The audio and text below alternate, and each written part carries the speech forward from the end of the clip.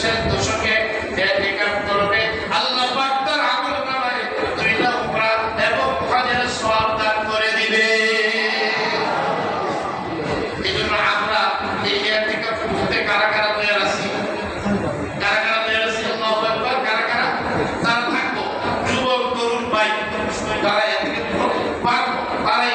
এটা তো খালি রোড আছে, আমি কাজ করে দিলাম, ঠিক আছে, এরকম না।